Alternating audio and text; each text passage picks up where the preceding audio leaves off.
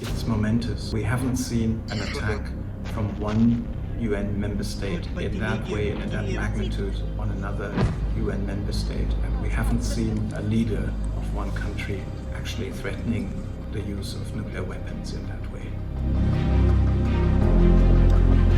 When I see images of Russians who go out on the street, despite heavy threats from the police and others, I cannot but just be impressed by their courage, because it's so difficult when your troops are outside to go out on the street and protest, because everybody will say you're a traitor. But to me it shows very clearly that the Russians, many Russians feel strongly they don't like this war. They don't want this. That's why I call it Putin's war.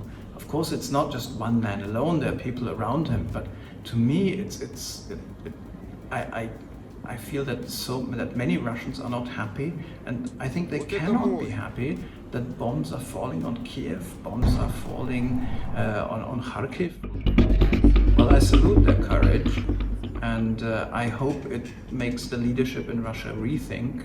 And I hope also it makes people in other countries rethink that are maybe thinking about, oh, this is Russia against this country. And relations are not just government to government. Relationships are between government and also civil society.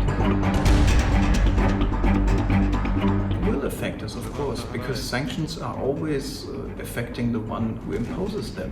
Our economic interaction with Russia is very strong. We have a lot of trade, we have a lot of energy trade, we have a lot of hopes for a better economic relationship with Russia. So of course there will be consequences for our own economy, that's for sure.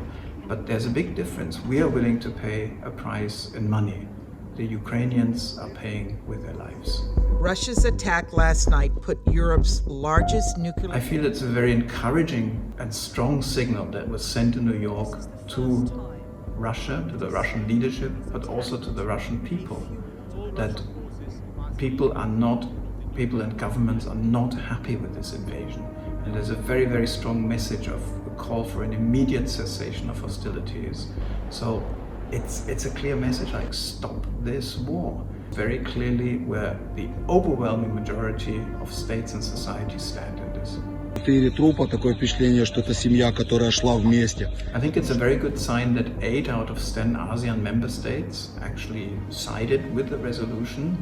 And if I look at ASEAN has a very strong position on the respect for territorial integrity and sovereignty. So I don't see any ASEAN member state who is actually interested in allowing or condoning an activity that changes the borders of another neighboring state by force.